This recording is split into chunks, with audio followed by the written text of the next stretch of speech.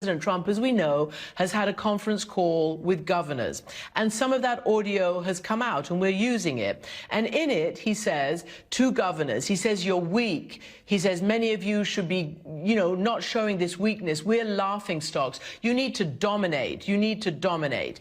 I want to ask you not to, if you don't want to, comment on the President of the United States, but is the right direction for police today in this environment to go out and dominate and to show that they're quote unquote not weak? What should the police be doing now to calm this terrible situation? Let me just say this to the President of the United States on behalf of the police chiefs in this country. Please, if you don't have something constructive to say, keep your mouth shut, because you're putting men and women in their early 20s at risk.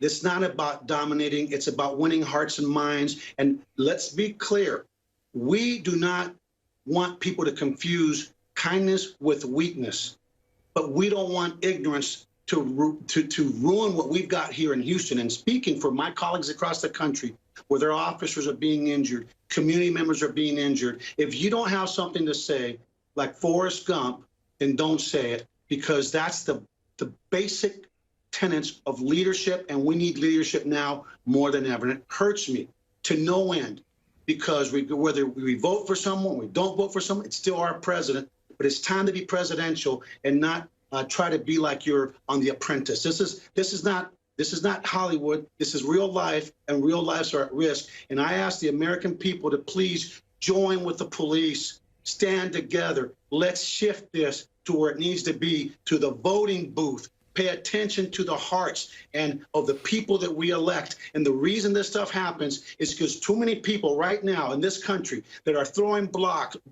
bricks and damaging property never bother to vote. So you have a choice. Lift up your voice, be heard in the voting booth, and continue to march peacefully. So the focus remains on bad policing, criminal policing. And let's be real honest, this is not just about policing. It's about society and this disproportionality of the things going on in our country, from education to health to food to everything that we all as human beings hold near and dear. So please, please don't react to that. If we just hug one another, the only thing that will happen to overcome hate is love. And love and engagement. Let's engage and let's do what we can control, which is our own actions, our own hearts, and exercise without fail our right to vote.